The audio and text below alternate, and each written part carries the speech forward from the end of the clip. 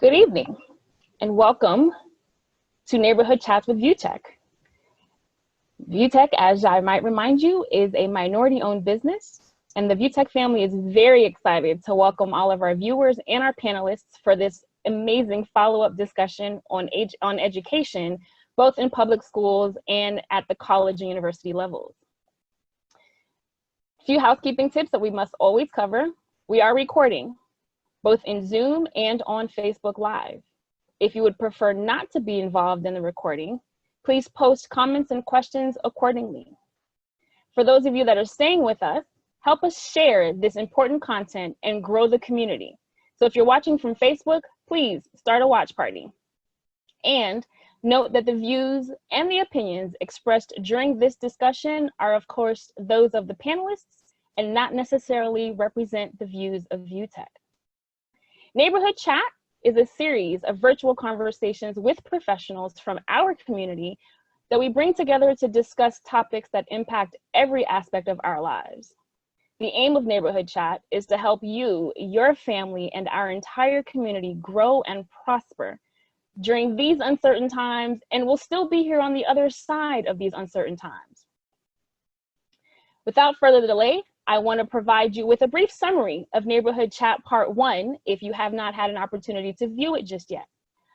During Part 1, we talked about the nuances of coronavirus and COVID-19 as schools shut down in roughly March, April of this year at both the grade school levels and the college and university levels. We talked about the need for self-care. We talked about the need for being kind to each other, for continuing to learn.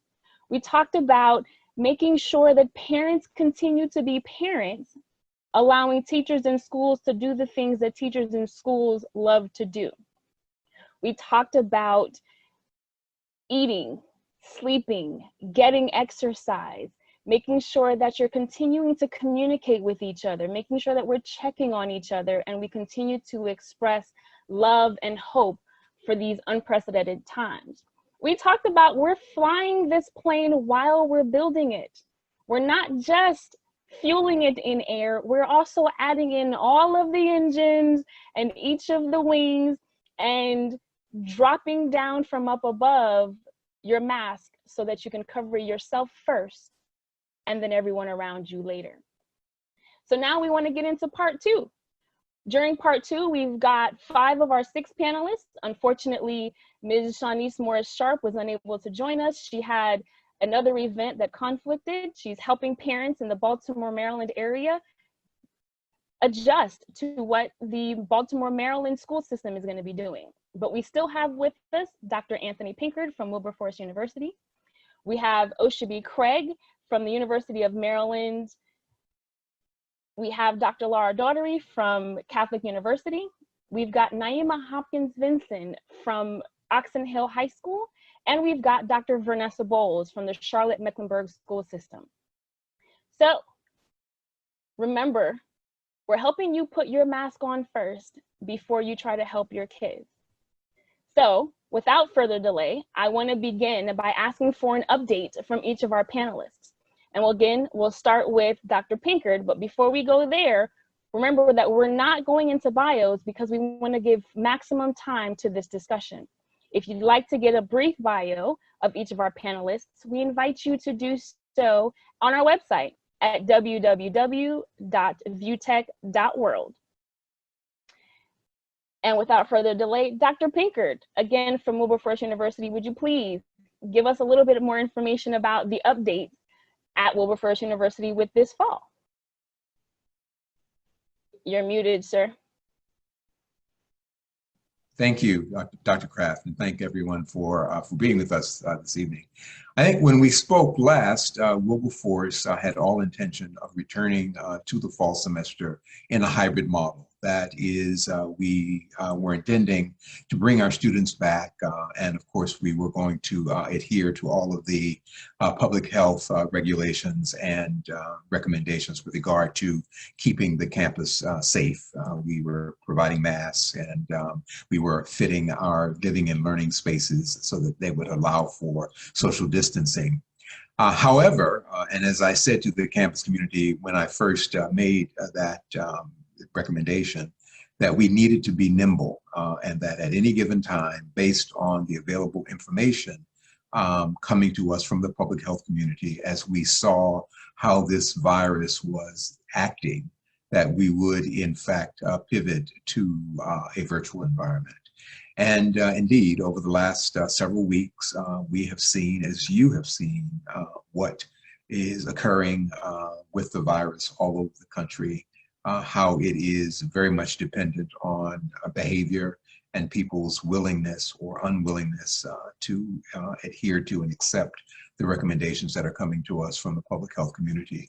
And so as a result of that, Wilberforce decided, or we made the decision to go completely virtual for the fall semester. And in fact, we welcome today in a virtual environment our new first-year students. And we had our Faculty Institute yesterday. We have the University Institute. All of this was done virtually. And what I am saying to the campus community, and what I would suggest here is, number one, I'm trying to use different language than online. Because over the last several weeks, certainly since March, online has almost become a dirty word, as people have looked at it as a kind of default position that we sort of can't do face-to-face instruction. So we'll do it online, and online has been taking on this sort of aura of being sort of less than perfect way of teaching and learning. And I like to use the language virtual. And I've said this, our students are really fluent in a virtual environment. They do all of their living online, well, virtually, if you will. I mean, all of what happens on social media, their use of the devices, they know this world well. And so what we're suggesting now is we are going to provide teaching in a different environment. But this is an opportunity for us to really be creative and innovative and work in partnership with students that understand and know very well a virtual environment. I don't think we will ever go back to what we have come from. Our world has been upended, and as we recraft the future, it's going to look differently. And I think that difference is going to incorporate some of what it means to work in a virtual environment, what it means to live in a virtual environment. Human beings are remarkably adaptable, and we have adapted to a situation that was not caused by us, but is now among us, and that is a worldwide pandemic. And we know what it takes to keep that pandemic at bay. We know what it takes to keep ourselves safe. And what that is suggesting to us is, at least for the Wilberforce community, and I know that other colleges and universities will make the decisions based on the uniqueness of their institutions and their institutional culture. But for Wilberforce, we have decided that the best path forward, at least in the short term, was for us to go virtual. Now, that comes with some challenges, the least of which is the digital divide and that we've all heard about, and that is the unevenness in terms of accessibility to the virtual environments by students that come from communities that we serve. And so we are providing devices and hotspots for our students.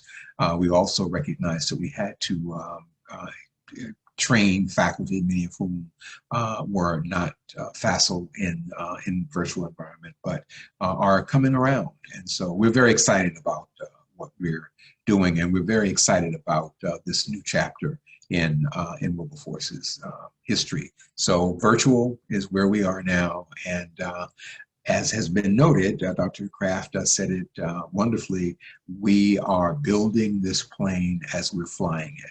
And this pandemic is ever changing, and our response to it must be ever changing as well.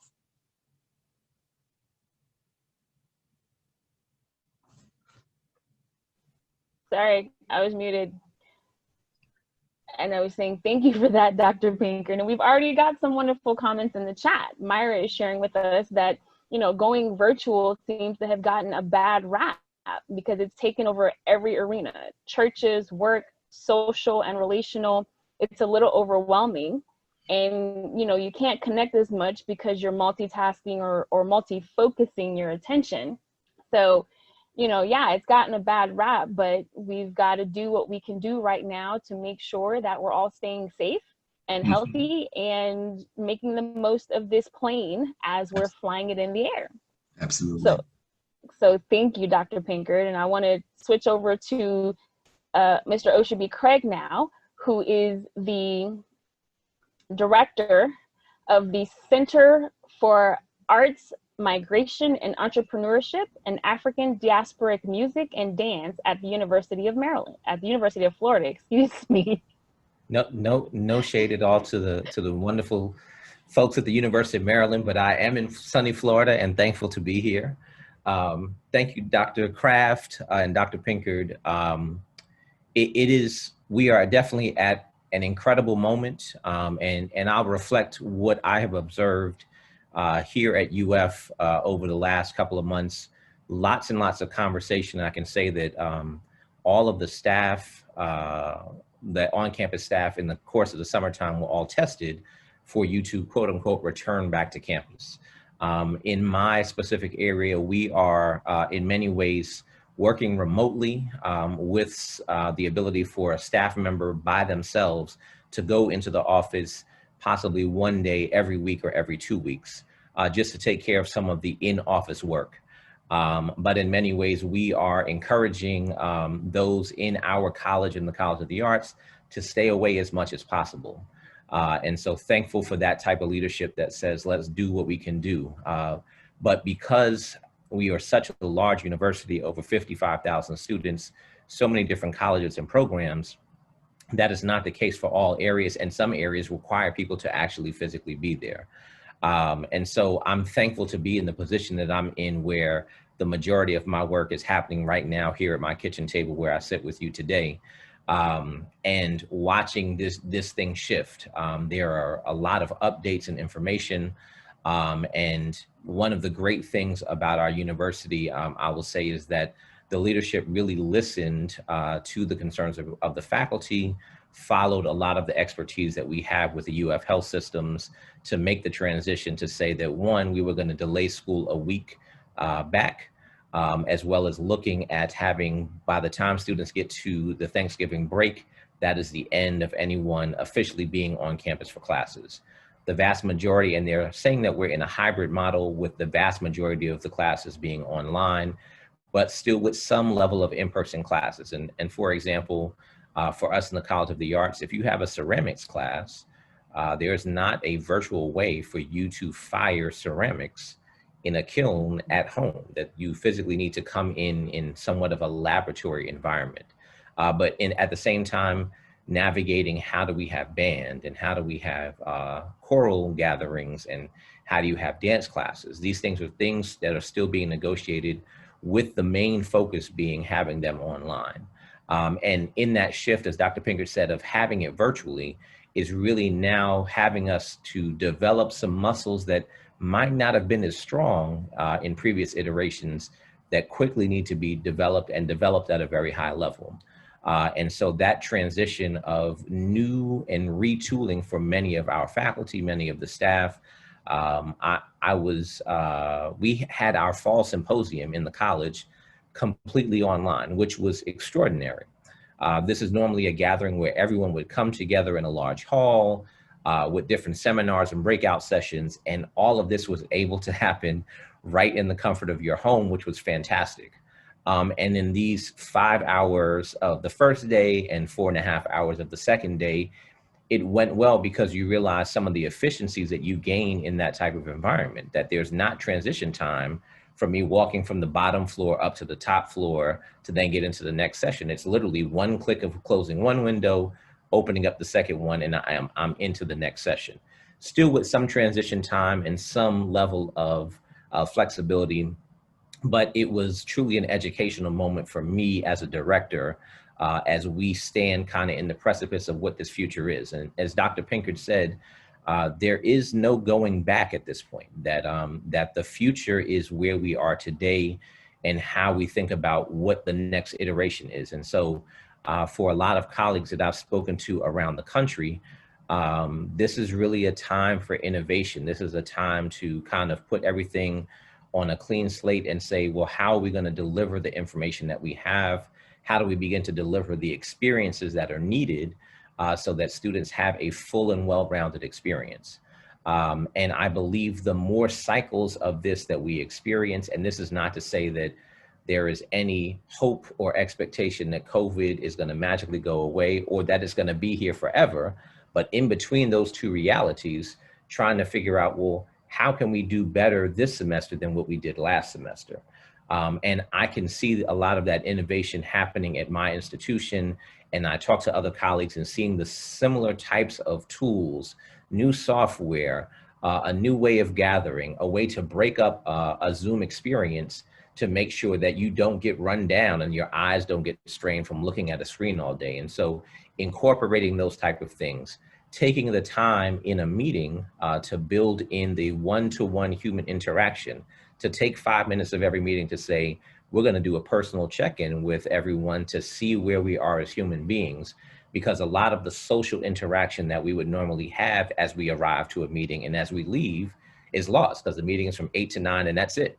So if you don't, or if you're not intentional on doing those things, they can be challenging. And focusing on what the grand possibilities are. And in this realignment, I find it for myself as a leader of a small research-focused institution, that this means that, you know, everyone is learning at the same time. And I believe that there is a great opportunity in that for artists, for creatives, for educators, to develop the next tools that are going to solve these problems. And I think that we will find ourselves in the next year, 2 years, 36 months, looking back at whole new industries that rose up, new techniques that we're utilizing to counteract Zoom fatigue, new ways in which we can utilize these tools to still have vibrant and robust experiences, and still being able to deliver what is so key for so many in our community,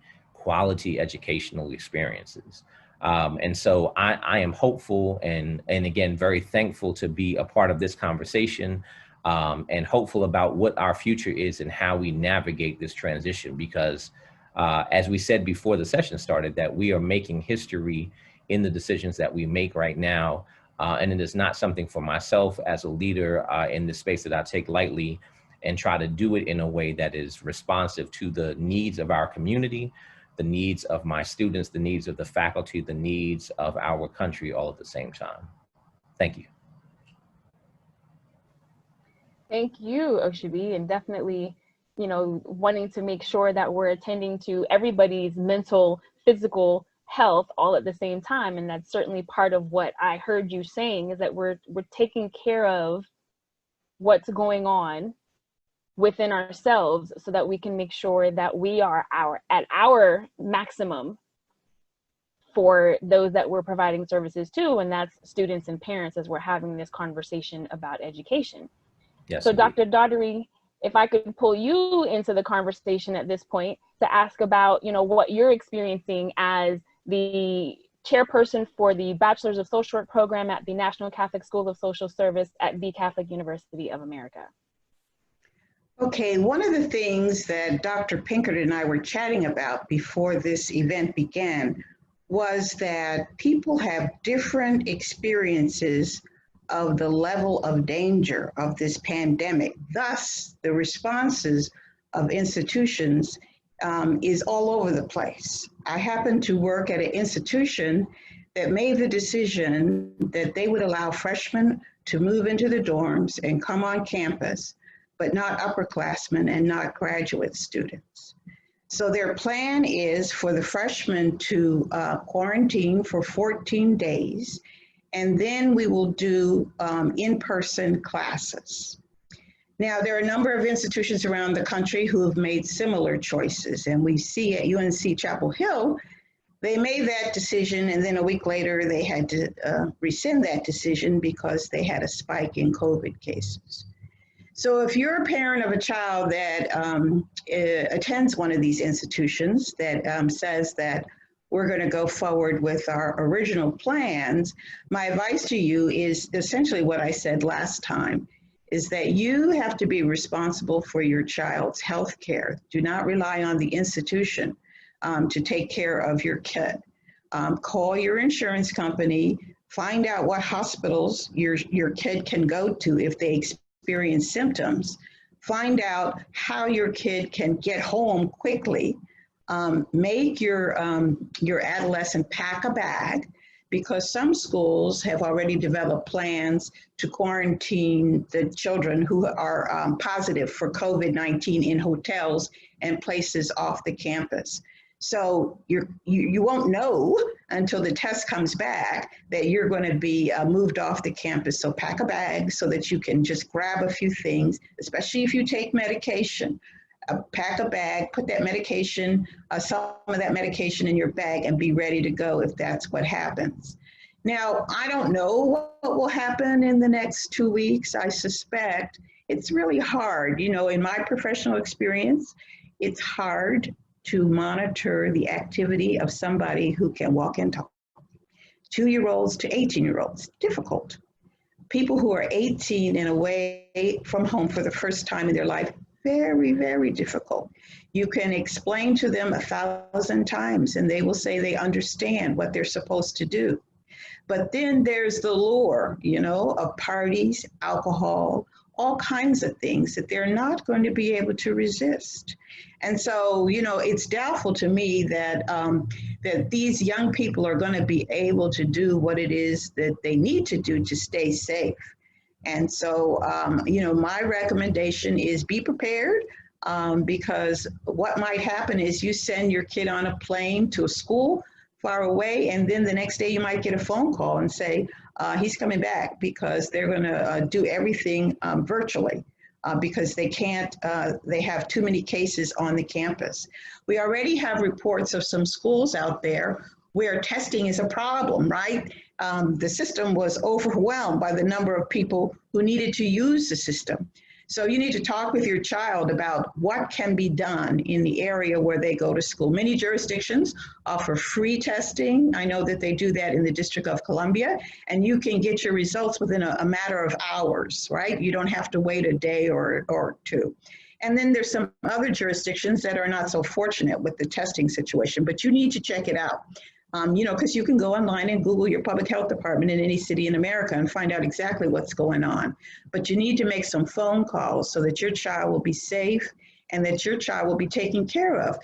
In the worst case scenario, that if your child comes down with COVID-19 or your school closes or something else happens, that you know exactly what you're going to do. You got your little credit card with your, that's clear, okay, not your credit card that's at the limit, but you got your credit card that's clear so that you can get your baby home overnight without waiting or without collecting money from everybody. Because this it's that serious, right? We don't know what's happening here.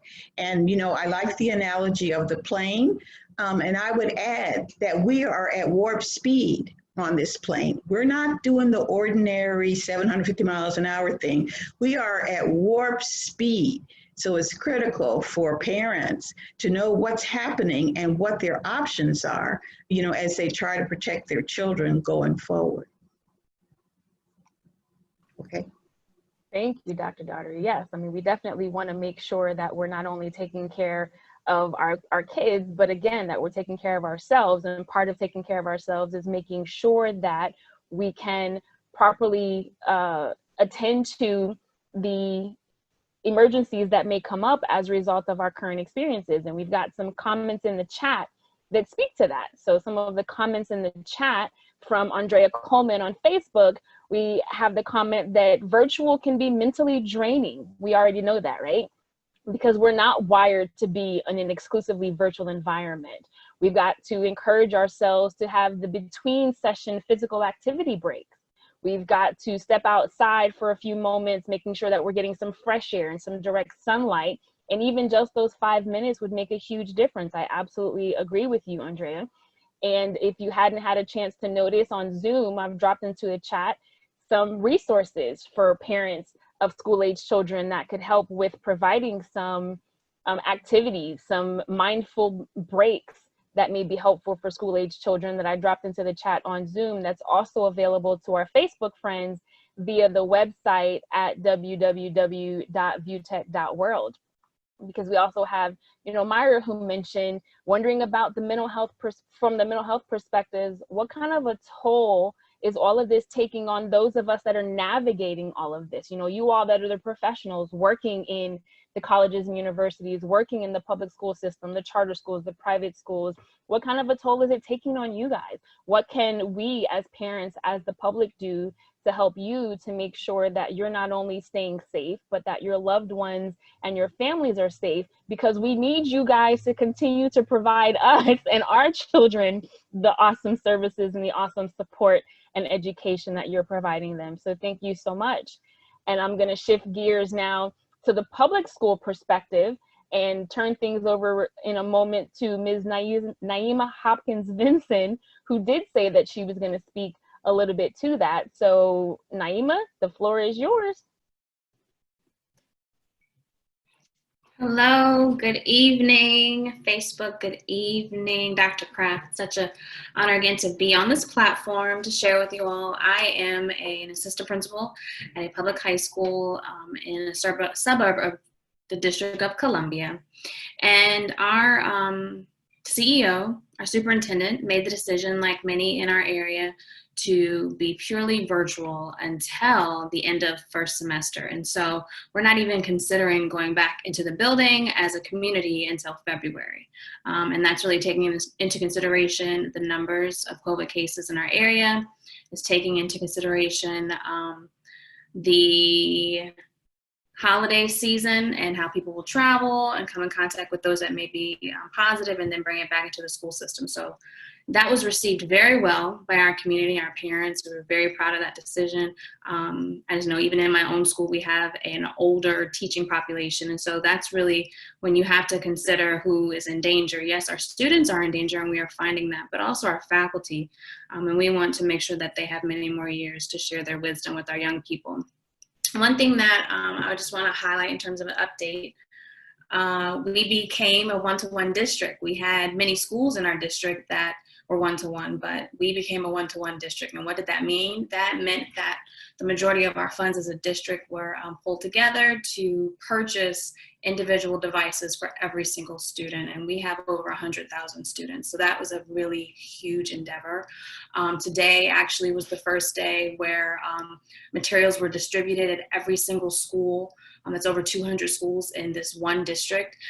We made sure that every single student had a device in their hand. They were brand new out of the box. If they didn't receive a device in the springtime when we went immediately and quickly into virtual learning, they received one today. My son actually received one today. We went to pick one up from his school.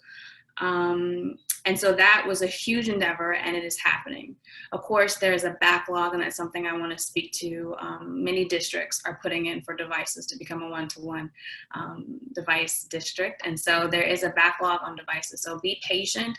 It is the intention. If your district has gone to purely virtual learning, it is their intention to make sure that every student has access. So please be patient. Make sure that you are staying in contact with your school's principal as well as your district leader. One thing that I have to say, I said it in the last one, is communication. Okay, we have to make sure that in some form or fashion you have given your either phone number for text messaging or email address to your district as well as to your school. And that can easily be done by going online. There are easy forms to click and submit your information so that you can get those quick emails, you can get those quick chats.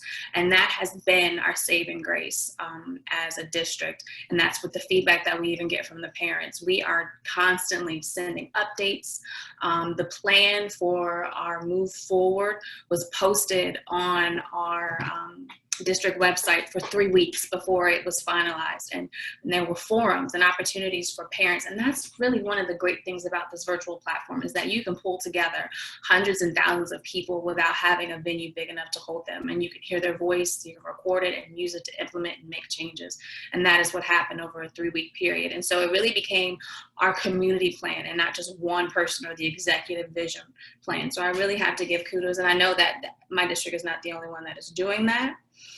But of course, as we are transitioning, we've had to eliminate some classes.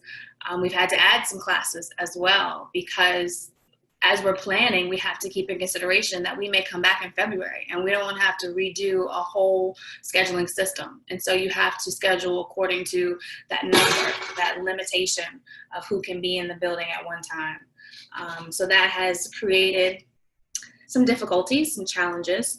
However, of course, professional development is going on with our teachers. Professional development is going on with our administration, but it's also going on with our students. They're being trained through town hall meetings. They're being trained, my district has put into place centers where they're called parenting centers, where parents can physically go and have face-to-face interaction with our tech support. They can also call, they can have online appointments. So this is allowing for training to happen. And this was something that was said by parents in the spring, for training to happen of parents, particularly in the K through 12. You know, we have to hold our young people accountable. Yes, they are tech savvy, but how do we know that they submitted it, you know? And if they're telling us they did and the teacher is saying they didn't, we have to be able to maneuver that. And so that's one thing I want to encourage you all to make sure that you're advocating for yourself to be trained. And that's something that the districts are willing to do, because this really is not going to work if we are not in a partnership. So communication, make sure that you are trained on the platform that is going to be used.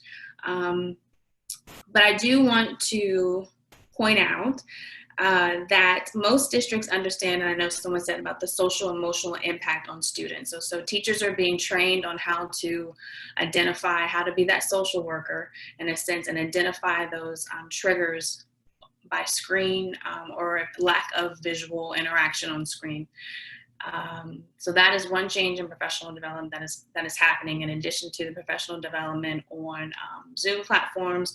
And one beautiful thing about the teachers, we do understand that there's virtual stress for those that are reaching out and teaching our students. And so in my district specifically, we have an emotional hotline that a support hotline where teachers can call and get counseling and psychological support, and it's all anonymous. And there are a certain number of sessions that are free, and the referrals can come after that. We also, and I want to point out that FMLA is a tool that can be used if you have someone in your household who is very vulnerable to COVID, or that you are caring for, and the juggling of work and home is not really working. FMLA is an option, and yes, family medical leave allowance it's in the chat, and that allows for you to kind of put a hold on your job position so you will not lose it, and you can just adjust to all the changes that are happening within our environment. And that is one thing that I do want to speak of. There are a lot of changes that are happening in the environment, and with change comes a lot of stress, and with stress comes a lot of frustration and anger. So we, again, need to be patient with each other, need to be patient with our students, be patient with the teacher. Communication is key. Positive communication is key. Encouragement is key. There has to be a moment where we get our eyes checked. That's just a basic thing. My daughter was complaining of her eyes after doing spring online, and lo and behold, her prescription got stronger, and my prescription got stronger. So these are things that we have to take in consideration. I know that's really simplistic, but we got to take a check, not just of our mental health, but of our physical health. Just staying seated for hours and hours. We have to make sure that we exercise daily. Put that into your calendar so that the alarm goes off. And even for your kids, I had to tell my kids, yes, get your eyes checked. I had to tell my kids, go outside, ride your bike, play the basketball now. And just 30 minutes, because they're used to having PE, and you have to make sure that they have it. Let me see, anything else? Oh, please make sure that you are monitoring the work hours, because even for ourselves, we're working from home, we're teaching from home, and we're managing home, and it becomes a lot more hours than we're used to. We're putting in more than 40. So make sure that you're keeping a tab on that and that you are setting limitations. Put a schedule for yourself. We keep encouraging us to put a schedule for the kids. Put a schedule for yourself. Put alarms for yourself to take a meditation break, to breathe, to read a mantra, to walk outside, to exercise, because if you do not, then you will not. And that's just not acceptable, because just like we need to get our eyes checked, we need to make sure that we physically make it as well. We didn't make all these sacrifices to have our own body deteriorate. So make sure you're taking care of yourself. Excellent. Thank you, Naima. Taking care of ourselves, and again, so that we can make sure we're well enough to help take care of the kids, regardless of if they're little kids or if they're our young adult kids. We need to make sure that we're taking care of us so that the kids can be well taken care of. And that piggybacks on a couple of comments that we've gotten in the chat. Much can be said about virtual stress on the kids, but as Naima just mentioned, we also need to make sure that we're giving attention to the difficult experiences of teachers and those who are not accustomed to providing instruction in a virtual environment. There is a nuance to providing instruction in the virtual environment. It is not as simple as simply converting to speaking to a camera. There are some other considerations that must be that must be made in order to ensure that the instruction is effective, but also that we are all healthy and responsive to our bodies as this is happening. One part of it is getting your eyes checked. Yes, indeed. Another part of it is making sure that you're taking those health breaks and meditation breaks. And as Andrea said in the chat, going outside and getting a breather, getting some fresh air. So we want to make sure that we're doing those things so that the professionals are well taken care of and not just the students. So with that, I'm going to turn it over to our mental health professional on the panel, Dr. Vanessa Bowles, so that she can provide us with updates that she's aware of in her district and her thoughts and suggestions, as I'm sure she has as well. Thank you, Dr. Kraft and the rest of the panel.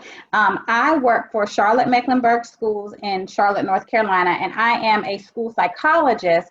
And then I've also taken on another role as a principal intern. So I have two huge roles that I'm serving right now. So I'm going to tell you a little bit about what Charlotte's doing, and then I'll give you a mental health perspective as well. So our students began classes last Monday, all virtual. And it's interesting because initially Charlotte had made the decision to enter school in a hybrid model. So the students were going to rotate in A, B, C groups and come for a few days and then go to remote.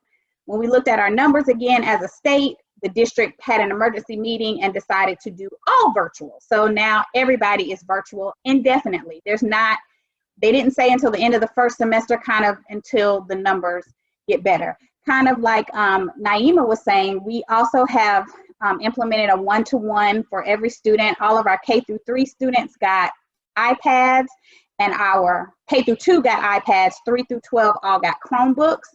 Hotspots are also available for students as needed. The district worked this summer to kind of pre-set up classes. So to make it easier for the teachers, there are Canvas shells, and Canvas is a program that the students use online. And they kind of made up shells for the traditional classes so teachers could put their flair in here and there, but it was kind of already made up for them to make things a little bit easier. We also have done some modification to our food programming because a large issue in our schools, and I'm sure Naima would agree, is that students come to school to eat, a lot of our students. And so currently, there's pickup every day for lunches, and then beginning in September, there will be either the option to pick up for a week of breakfast and lunch, or in order to preserve some jobs for our bus drivers, they will have drop-offs at different bus stops. So parents can come to the bus stop and pick up 5 days of breakfast and 5 days of lunch for their students. So we're really excited about that. Our transition to virtual has not been without problems. We talked about before we went live that the entire state of North Carolina was using Zoom as well as Canvas. So the first week of classes, there were students who were unable. My own student was unable to get online. Zoom was dropping. Zoom was not secure. So again, to echo, we are definitely building this plane as we're driving it at top speed. We're expecting our students to get in there and learn, and we have all these technological difficulties, but we're rolling with it. I wanted to address a few things in the chat. I have personally talked to several teachers at my school, and we talked about faculty and the adjustment who, you know, have all but said, I'm ready to retire because this is a huge shift. One of my teachers is an electives teacher, and he pretty much said, my content is very difficult for me to deliver online, and quite honestly, I don't know how well we as a district thought to prepare those teachers. We did a great job with math, reading, science, but if you're teaching art, dance, carpentry, we didn't really do a great job of telling you how to switch that content over. So this is a stressful time for teachers as well as students. It's not as easy as just saying, oh, we're just gonna go virtual. As Dr. Kraft said, you have to have different strategies to engage students. We have students that don't want to come online because they don't want to be online all day. And the expectation right now is that you're online for your school day. So if your school day is from 8:30 to 3:30, you have about a 5-minute break in between classes, but you're on, and you get an hour for lunch. I think it's 30 minutes for lunch and 30 minutes, they call it a PP something, PE time. It's supposed to be physical activity something. So they're online for a long time, and it's a lot. And so we're having to try and talk with our teachers and students and families about how to break up that Zoom fatigue. Another question that came up was about mental health, and we are definitely doing the best we can to address it. In Charlotte, we're about the same size as your district, Naima. I think we have 150,000 students and about 170 schools. We have implemented that every school, K through 12, has to have a social emotional learning block. And so for my viewers who don't know much about that, social emotional learning is just the process by which children and adults learn how to manage emotions, navigate through relationships, make good decisions. So we are intentionally instructing our students about these skills. There's a wheel, you can look it up on CASEL's website, and we're addressing all of those things with our students. And as the mental health professionals, specifically in my school, myself and the social worker are taking on the task of making sure our adults are engaging in good social emotional activities, self-care, as we talked about, not, having boundaries. It's very tempting to keep working because you're right here at home and just pull out your computer and do more, but having some boundaries so that you don't burn yourself out. But it is definitely a process, and we recognize as the administration and the leadership that this is difficult for our students and our teachers. And we've had very positive feedback from our teachers that they are appreciative that we recognize that they need support too, that we're not just about serving the kids, but we also need to make sure that our teachers are well and that they have what they need. So we're trying to come up with creative ways to create spaces for our teachers to come and talk and vent and support each other. We're thinking about having like kind of a coffee hour where we'll just have a room in Zoom, or if we can get together somewhere where we can socially distance, where our teachers can come and talk, because this is stressful. I would echo everything that Naima has said, as parents, just trying to be as educated as you can, asking lots of questions. In our district, we have echoed the words that we've got to be flexible and we've got to give grace. So we have to be flexible, because every day I get an alert from my daughter's school about what has changed, and I get an email from my school about what has changed in the district. So we have to just be able to roll with punches. My friends who have kids are stressed out, and I tell them, do the best you can. If you're a parent and you're really trying to work from home, just imagine how an accountant is trying to do their job with a second grader and a fourth grader in the next room on Zoom. I saw a funny Facebook on meme, and it was a little 5-year-old girl, and she was looking all stressed out, and she's like, I'm only 5, and they want me to log on and check my email and go to Zoom all in one day. So it's difficult, and we have to try to balance as best we can. So I tell my friends, just do the best you can. You have to do your job. The kids have to get online, and we're trying to figure this thing out as best we can. So that's all I have. I think Naima covered most of what I was going to do. We're doing similar things in Charlotte, and we're waiting to see what our numbers look like so that we can even think about moving back into schools. But right now, we're 100% virtual. Students are trying their best to engage. We're going to have to develop strategies to locate the students who are not engaging so that we can come up with interventions for them. But right now, it's hard to tell what's intentional and what's not, because there's so many technological difficulties. Thank you, Dr. Bowles. So we talked about, being kind to yourself and understanding that changes are coming on a regular basis, that parents are getting emails and text messages about, updates, perhaps daily, and sometimes even perhaps several times a day. And so I will reiterate one of your comments from Education Part 1, which is being flexible. We must ensure that we're being flexible and we're allowing ourselves to be malleable so that we don't get so rigid and allow that to cause us stress, right? And so one of the things that we wanted to talk about from Part 1 and some of the questions and comments that came to us after Part 1 was about special needs children and children with ADHD or any other special need that may be labeled, quote, in special education and things of that nature. So if we could have a conversation about children that are special needs children, both at the collegiate and university level, as well as the public school level. So I'll throw that to Dr. Daughtery first to talk about, what are the options and what are the suggestions for special needs students at the college and university levels.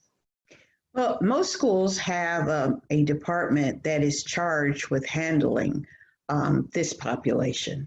But the remarkable thing is that years ago, they might serve 200 people, and now they're serving 600 people without any new staff and new resources. So at my school, I did a training the other day to talk to these students. This is going to be especially hard for this population.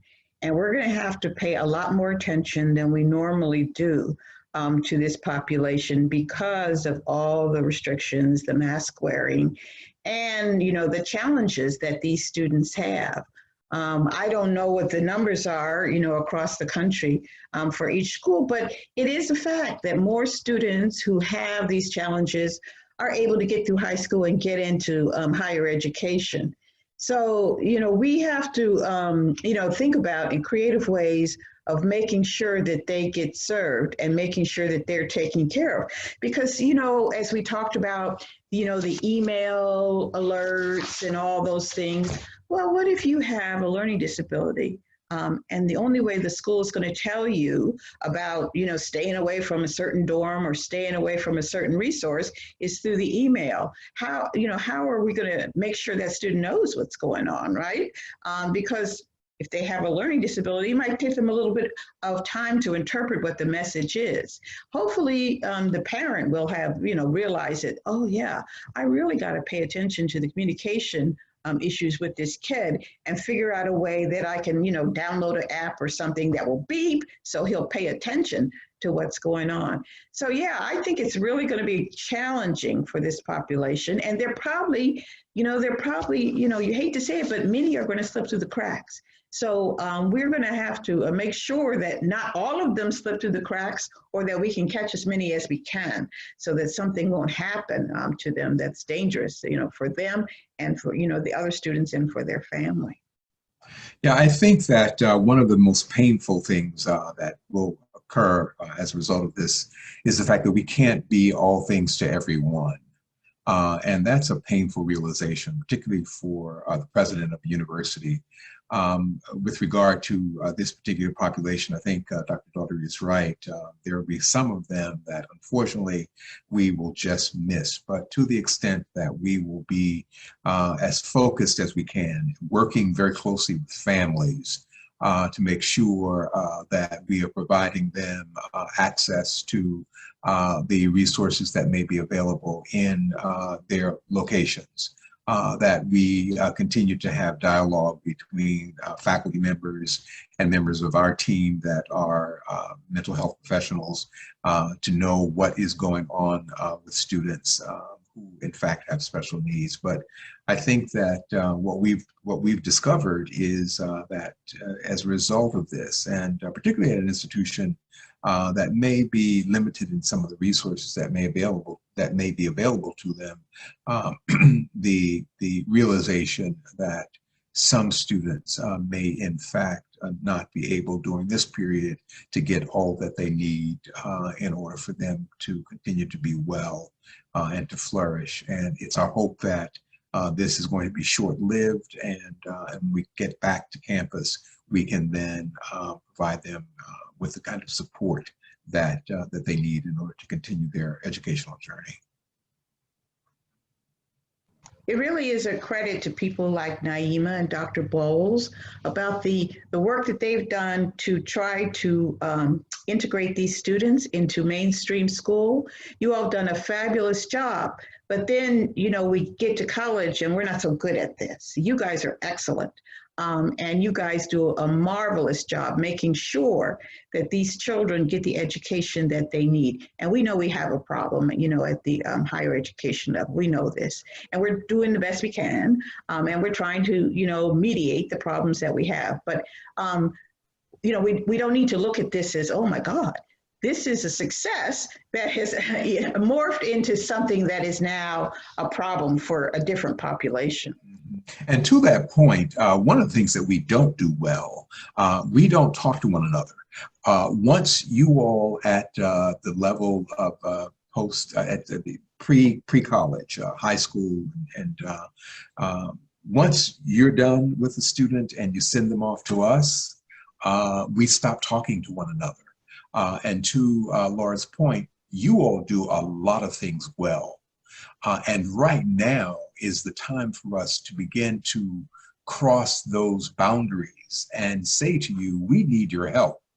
We need your help, particularly with this population of students that we're talking about, special needs students. You all do this well. Help us. How can we partner to, in fact, provide the services that our students need? It's all one system from K through graduate school. It really should be all one seamless system, but unfortunately it is not. And perhaps, as oftentimes is the case with a challenging situation, as Osubi said, we are gathering new muscles and learning new ways of being in the face of this pandemic. But my hope is that for certain populations of students, that we will be able to look to our colleagues who do this well and forge partnerships for the benefit of our students.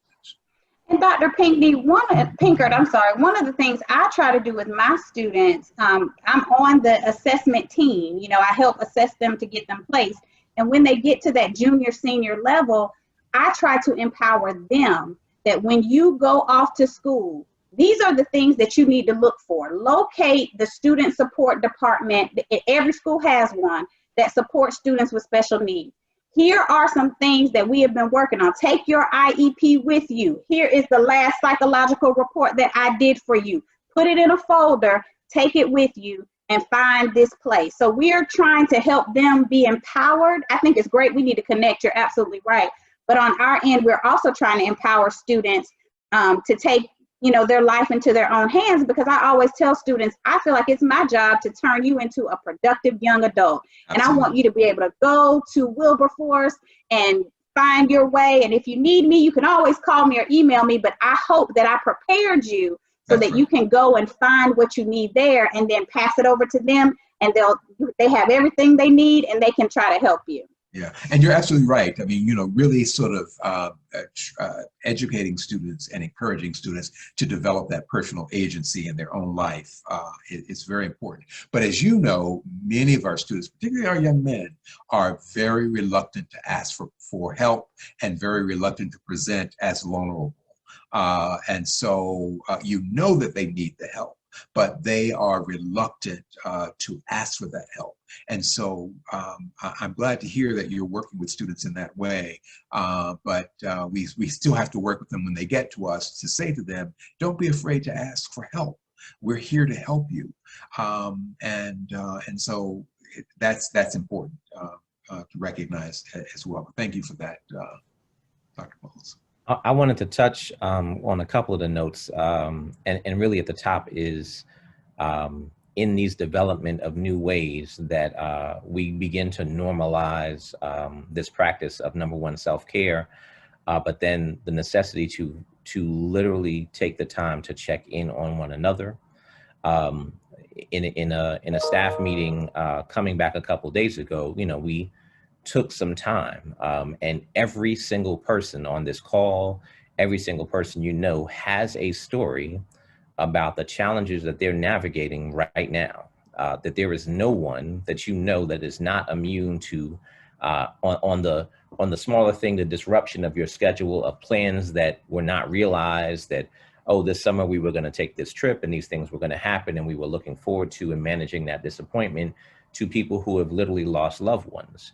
And the time it takes to practice and still be in the rhythm of showing up for work, showing up for your students, showing up for your family. And so when we begin to wrap those things in this realignment moment that we have, as Dr. Pinkard said, beginning to normalize for our young people to seek help and to encourage them to do so, to not wait until a situation has flared up into a crisis, but to recognize those signs and do our best to engage and provide support for it. And as Naima said, that for us, in many ways, taking the time to schedule time for ourselves to decompress and to be active and to be engaged, that all of these things are incredibly critical, because the buildup, a friend of mine just the other day kind of pulled me back into reality, saying that we are now at the 6-month part of this process. And for me, as someone who experiences time as a musician, I'm like, no, this is like just yesterday was March and there were things that were going to happen. And oh, I understand in my mind that it's the fall and we're into a new school year and things are shifting. But to realize that we've been in this space for 6 months, where in many ways it feels like yesterday, and in other ways it feels like 2 years ago when things were pre-COVID. And so navigating these things from a mental health standpoint is critically important, and how it is manifesting in our young people, the social isolation, the disappointment of, for myself, dealing with, my daughters and birthday parties that have to happen on Zoom. And how challenging that is, of just saying, I miss my friends, I miss being able to be together and do the things, and then now having to create games and activities that are going to happen over Zoom, which is an amazing tool, but also is at the core surreal in what these type of anniversaries and the recognition of a clock that we are 6 months into it. And so do we begin to normalize that Zoom parties just happen and that's just part of what we do now, as opposed to gathering together? And so it's an interesting moment, but I think, again, I hope that there is opportunity in that. And for me, I've seen the rise of telehealth services, and in many ways, some of the stigma that says I have to go into the counseling center and people are going to see me walk into that door and then have to give my information and all of this stuff, that now you can click a couple buttons and have access to therapists, have access to services in a much more personal way that might remove some of those barriers that a lot of our folks are dealing with. And then the other thing I wanted to touch base on is just the FMLA part that Naima presented, is that in many ways, this is definitely the time for people to say, okay, I have come up to my limit. I need to make some adjustments so that I can keep my environment together, so I can keep my family together, so I can keep my health together, taking the time to do so.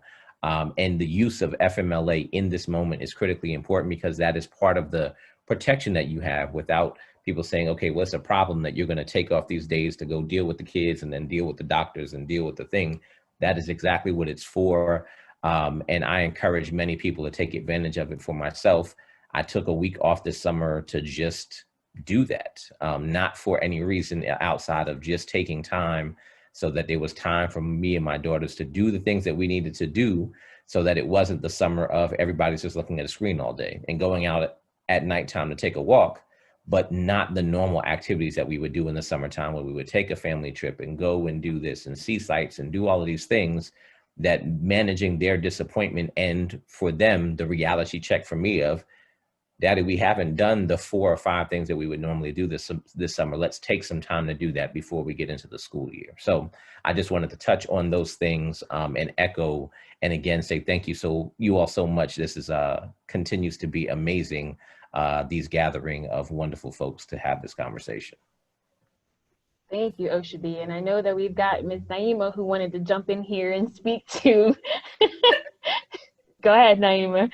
Okay, so I know we're ending. I just wanted to point out that legally in your district's plan, there should be an area that speaks specifically to the steps that they are taking in order to assure the success of your special needs students, as well as your English language learners. I know in my district specifically, we have split the week up into 2 days. Wednesday is the day for extra meetings. Wednesday is the day to have those extra support sessions for our English language learners, as well as our special education students. Another thing that I do want to speak on are the tool on Zoom that's called breakout rooms, which I have discovered, and they're fantastic. And they offer opportunity for our special needs students to have that extra support that does not necessarily, pull them out as being in need, but it allows them to meet with that co-teacher in a private setting to reinforce whatever the instruction was. So in some way, it is a beautiful thing, this virtual environment, because it does allow for those opportunities of face-to-face more discreetly. And in regards to the other discussions that took place, I love the statement, it is a beautiful idea that education is just one fluid system, K through graduate school. What a wonderful world it would be. But I do think that we have to pause and take into consideration that not only are we dealing with COVID and Zoom, but we're dealing with a presidential election, we're dealing with riots, we're still dealing with police killings, and that is a lot in addition to. And so we are in a grieving process still, and we need to recognize the signs of grief in our students and in each other, and be aware of it, accept it, embrace it, and help our young people articulate their feelings. That was a question I asked my daughter yesterday. Okay, what do you think is causing you to be upset? And she's 9. What is that is causing you to be angry in this moment? Because it will change. But we are grieving a loss of life, our customs, our traditions. This is my first year being a senior class administrator, and I was gearing to go to rah-rah, dressed in crazy, our colors red, and greet them as they came in the door on their first day of school, and that is not going to happen. And so if I'm grieving it, I know that they're grieving it. So just make sure that we recognize we are in a grieving process.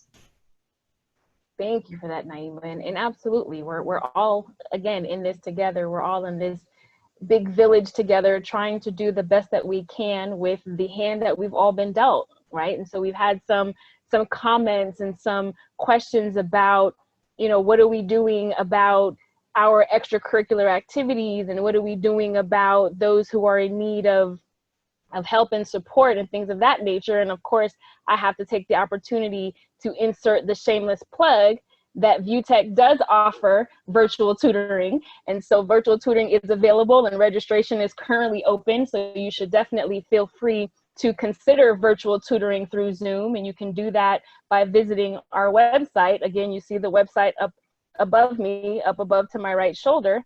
And I'll also share that we're in the process of planning virtual activities for youth and for adults, for that matter. We've got virtual clubs, extracurricular clubs, if you will, book clubs that are not just about reading books, but also being engaged in activities that are emerging from the stories in the books, be they stories about Africa or stories about musicians in Black history. So VuTech is in the process of developing such clubs. So stay tuned to our website and to our email list for those. And we're soon to launch some life coaching groups, virtual life coaching groups for adults, so that you can figure out some of the stuff that's going on, learning about your passions and helping yourself to grow and engage in self-care, as well as maybe somebody who might be interested in graduate education. We're developing life coaching virtual groups for those seeking graduate education and wanting to get more information, or if you're just thinking about support through graduate education. So I just offer those as possibilities for folks who may be interested in some extracurricular type of activities for your kiddos as well as for yourselves. And we are just a little bit over time. I have a feeling that perhaps during season 2 of VuTech Neighborhood Chats, we might end up having 1 or 2 conversations again about education. So we'll certainly look to planning those, because as this is ongoing, there are going to be more and more questions arising, and there are going to be the need for more and more solutions and options and support that we can all offer each other. So definitely stay tuned for season 2 of VuTech Virtual Chat. And before I let everybody go, because the panel has just been, again, an excellent panel, and we've got excellent comments from the chats both in Zoom and on Facebook, I want to definitely give our panelists an opportunity for their final thoughts before we end out and everybody's starting their school year for the fall of 2020, and then maybe considering something in 2021 when maybe most people have started to go back into school facilities. So I will start with Dr. Anthony Pinkard at Wilberforce University for his closing comments. Great. Thank you very much, Dr. Kraft. I think it's been said, everything that has been said tonight has been absolutely incredible. Just the knowledge and the wisdom and the insight of my panelists is incredible. And every time I come together with this incredible group of individuals, I feel honored. So thank you all for everything that we've talked about, from the focus on self-help and self-care, and the perspective on what should be done for our students, and all considerations there. I think that we're off to a good start. Certainly, Dr. Kraft, I want to thank you for the wisdom in pulling this all together. This has just been a wonderful experience. I want to thank you all for your investment in our community and in our communities, and your investment in our children, because they are, in fact, the future. And this incredible fund of goodwill, of care, of love, knowledge, and wisdom to place it at the disposal of our communities is a good thing. And I think that we're doing work that is divinely inspired, and to be a part of it is really an honor. And so I thank you all for all that you do for and on behalf of our young people each and every day. And thank you again for the opportunity to be here tonight. And just want to point out the background. That is an actual view of Wilberforce University. And so I just want you all to know that that's an actual photograph, and that's the structure that you see in the center there is the fountain. But it's a beautiful campus. It's an incredible institution, and I am honored to be the 22nd president. So you all be safe and be well, and continue to do this good work. Thank you. Thank you, Dr. Pinkard, and thank you for agreeing not once but twice to join us for Neighborhood Chats. And so I'll switch over to Osubi Craig from the University of Florida for his final comments. First, thank you, Dr. Pinkard, for your service to our community, keeping another very important HBCU going, especially in this time. Mine is real short. Everyone has said it, and I want to leave space for the sisters that are coming behind me. But number one, to make sure that everybody gets out to vote. There is so much on the line right now, and so many people that have worked hard in previous generations for us to have the ability to vote. It is very important that we show up and do our civic duty to make sure that our voices are heard. The second thing is to make sure that everybody fills out their census, that for our communities, making sure that we are counted and are a part of that count is critically important, especially right now, to make sure that the funding and services of our community come back, making sure that there's an accurate count. And then the last two things are wear your mask and wash your hands. That these are still the biggest things to help keep everyone safe, and not even so much for you personally, but for those who are in your orbit, for your mother and your grandmother and grandfather and elders that are around you, and those who have immune systems that could potentially be compromised. This situation is serious. I have personally buried very, very good friends of mine who were way too young to not be here, who worked in the healthcare system and as a result was exposed all the time. And so I leave you with that of wear your mask and wash your hands. Thank you all so very much. Thank you, Mr. Craig. And absolutely, we share some of those friends alike. So I reiterate, wear your mask and wash your hands, please. And Dr. Daughtery from Catholic University for your final thoughts. Well, I don't think I could expand very much on what Dr. Pinkard shared or what Mr. Curtis shared. We are in the fire, okay? We need to, I agree with Dr. Pinkard that this is a divinely inspired conversation, but we need to remember the divine when we talk about being in the fire. It's stressful, it's scary, we don't know what's going to happen, but we do know what the end of the story is, right? We know that we're going to come through, but we need to recognize where we are and do what we can. Self-care, critical, critical, critical. I can't emphasize that enough. That we have to do what we have to do in order to get through this, because we will get through it, but we're in the fire right now, and there's no other way to look at it. We have so many stressors, you know, in our current society, in our politics, the movement with the children, the Black Lives Matter, all that is our life right now. And it's way too much for an ordinary human being to think that they're going to be able to manage it without acknowledging how much pain, grief, and sorrow we are in at this moment. So we're in the fire.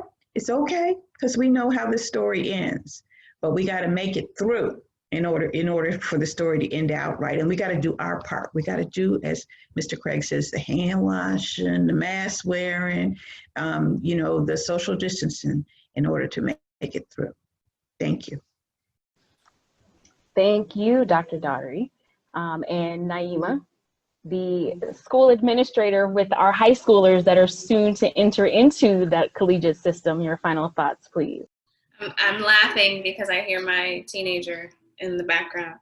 My final thoughts. So I was in an admin meeting retreat, actually, and the question was raised: as an administrator in the school system, where's your loyalty? Is your loyalty to the data? Is it to your supervisor? Is it to the teachers? Is it to yourself? But the reality came to show itself that our loyalty is to our students. Our loyalty is to our students. And so this school year, my principal charged my teachers for that to be our hashtag as we are posting things on Twitter and Instagram. Our loyalty is to our students. And so I want to just end on a positive note that in spite of national misdirection, we are seeing across the country that the loyalty of teachers, administrators, as well as our support community, our presidents of colleges, our counselors, our tutors, our loyalty is to our students. And I think that we need to keep the main thing, and that is the next generation, focusing on how are we going to craft this new world of education? Because when we come back on the flip side, it is not going to be the same. And it's about time that education changed. I was asking questions in the chat about standardized testing for entrance into colleges. And now that has virtually seemingly been eliminated, what's going to take its place. We can't, after this, say, okay, hey, COVID's over, let's reinstate standardized testing. And that's the same thing that's going to happen in the classroom. Education is going to change, and it is about time. And it's tragic that it took an international pandemic, but it's about time that stuff changes and we begin to shift to see that our loyalty is to our students. So have a great school year, everyone. Thank you, Naima. Thank you you so much. And Dr. Bowles, for your final thoughts. I'm always left with nothing to say because everyone has said it all. But I have thoroughly, once again, enjoyed my time on this panel. I echo what Dr. Pinkard said. There's just so much wisdom and knowledge and support and love that I feel here when I sit on this panel with you guys. I am big on quotes, so I'm just going to leave with the quote. And the one that I think comes to mind right now, it says something like, life is not about waiting for the storm to pass, it's about learning how to dance in the rain. So COVID is the storm that we're in, and instead of focusing on waiting for it to pass and how we're going to get through this, we need to be flexible and give grace to everyone and just learn how to dance in this new rainstorm that we're in. Allow people to do their jobs. You know, I frequently hear myself telling people, just stay in your lane.